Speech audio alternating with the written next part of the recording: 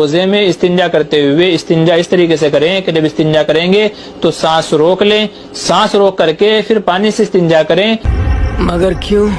ایسی صورت میں جو پاخانے کا سوراخ ہے وہ کھلے گا نہیں، ٹائٹ رہے گا، کھاؤ ماں قسم۔ اور استنجا کے ذریعے سے پانی پیٹ کے اندر نہیں جائے گا۔ کوئی چیز منہ کے راستے سے یا پاخانے کے راستے سے اگر پیٹ کے اندر چلی گئی تو روزہ ٹوٹ جائے گا۔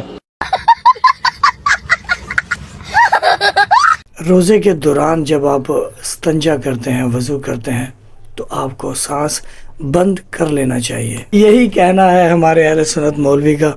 تو کیونکہ اہل بیت سے دین نہیں لیا، شیعوں سے بغض ہے، حدیثیں انہوں نے اپنی مرضی کی بنائی ہیں، تو پھر ایسا ہی ویڈیو سامنے آئے گی۔ تو ویڈیو کا آغاز کرتے ہیں۔ کوئی حرج نہیں ہے۔ عثمان بھائی مرکز رضی اللہ عنہ سے استنجا کرنے کی کوئی احتیاط ہے کیا روزے روزہ کے لیے؟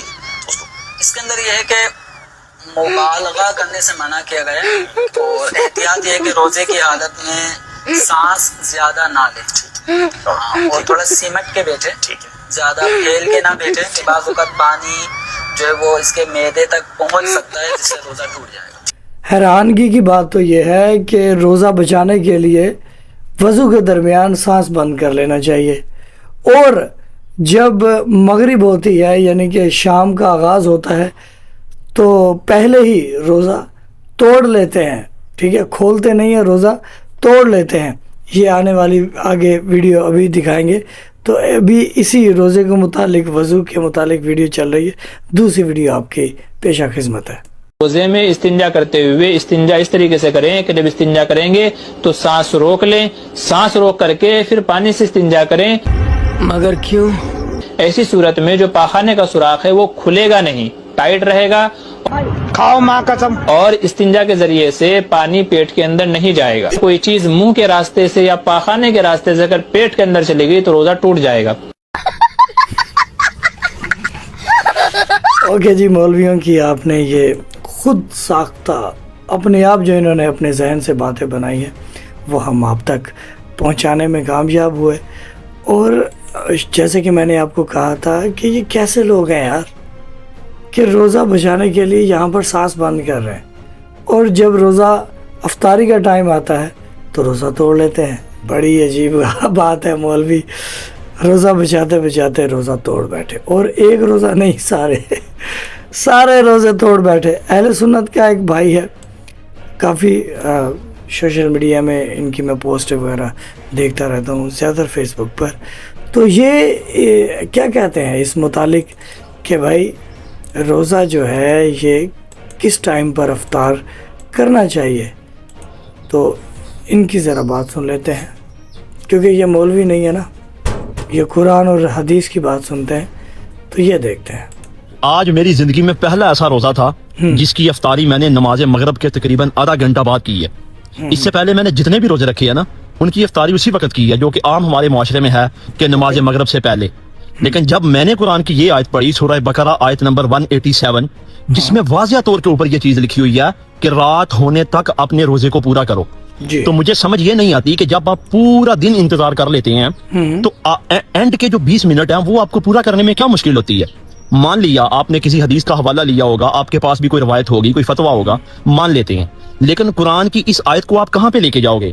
اگر آپ اس آیت کو غور سے پڑھو گے نا، سورہ بقرہ آیت نمبر 187، تو اس میں صبح کا ذکر ہے کہ صبح جو سحری کا وقت ہے وہ جیسے دن آ رہا ہو اور رات جا رہی ہو، جب صبح کی دھاری واضح ہو جائے، یعنی کہ جیسے صبح کی اذان ہوتی ہے۔ لیکن مگر افطاری کا جو ذکر ہے نا، وہ واضح طور کے اوپر ہے کہ رات ہونے تک اپنا روزہ پورا کرو۔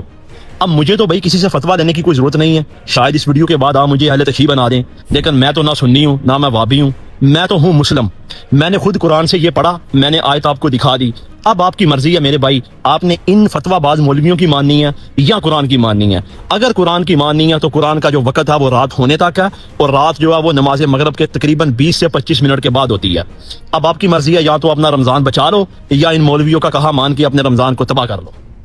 تو سنا بھائی نے کیا کہا کہ مولویوں کے پیچھے لگ کے اپنے روزے مت خراب کرو، اور انہوں نے کہا کہ اگر قرآن کی مانی ہے تو قرآن روزہ رکھنے کا ٹائم بھی بتا رہا ہے اور روزہ کھولنے کا ٹائم بھی بتا رہا ہے۔ پھر جو شیعوں کی ٹائمنگ ہے، جو قرآن کی ٹائمنگ ہے، اس کے اوپر انہوں نے عمل کیا ہے، اور ساتھ میں انہوں نے کہا کہ بھائی فوکس کیا کہ بھائی قرآن کی مانو، تو حضور اکرم صلی اللہ علیہ وآلہ وسلم کی آپ کو احادیث بتاتے ہیں، شیعہ سنی متفق ہے اس حدیث پر کہ آپ سرکار فرماتے ہیں کبھی میری امت گمراہ نہیں ہوگی، اور وہ دو چیزیں چھوڑے جا رہے ہیں، قرآن اور اہل بیت، ان سے دین لینا ہے۔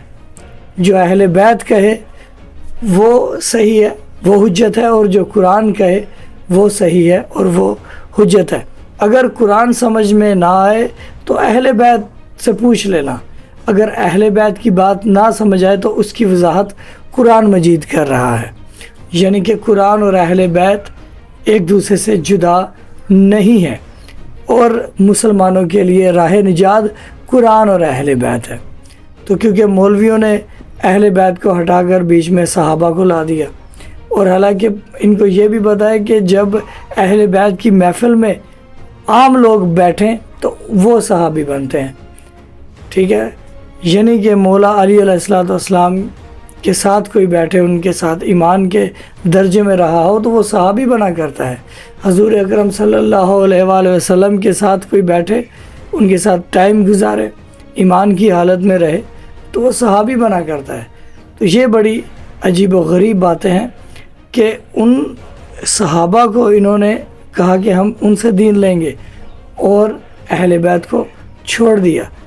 تو یہ بڑی عجیب بات ہے کہ اہل بیت کے جب انہوں نے اہل بیت کو چھوڑا تو پھر یہ دیکھیں کہ مولوی سانس کب کہاں کہیں پر بند کر رہے ہیں، کہیں پر روزہ جلدی افطار کر رہے ہیں، اور بڑی عجیب و غریب باتیں، نہ سمجھ آنے والی باتیں جن کو ہمارا دماغ بھی تسلیم نہیں کرتا۔ دراصل ہمارا جو دماغ ہے، جو ہمارا جو سسٹم ہے ذہن کا، وہ اسلام کے ساتھ ساتھ ہے۔ اللہ نے ہمارے دماغ کو ایسے خلق کیا ہے کہ وہ سینسر ہمارا دماغ پک کر لیتا ہے کہ یہ صحیح ہے اور یہ غلط ہے۔ تو اس لیے میں نے اپنے عقل کی مثال دی ہے، لیکن اگر قرآن اور اہل بیت کی بات کی جائے تو وہاں پر عقل سے بھی ہم نے کام نہیں لینا، بس قرآن اور اہل بیت کی بات ماننی ہے، بس یہی حجت ہے، چاہے آپ کو سمجھ آئے یا نہ آئے۔ لیکن جب ایک مولوی قرآن اور اہل بیت کو چھوڑ کر کوئی بات بیان کرتا ہے تو وہاں سے آپ نے اپنی عقل سے کام لینا ہے، اور عقل آپ کو قرآن اور اہل بیت کی ہی طرف مائل کرے گی۔ تو انشاءاللہ تعالی خصوصی ویڈیوز ہم پیش کر رہے ہیں رمضان المبارک کے حوالے سے۔ آپ مسلسل ہمارے ویڈیوز دیکھ رہے ہیں، ہم آپ کا شکریہ ادا کرتے ہیں، اور چینل کو سبسکرائب کیجئے، چینل سے جڑے رہیے، اور آخر میں درود و سلام ہو محمد و آل محمد پر۔ اللہم صلی علی محمد و آل محمد وعجل فرج آل محمد۔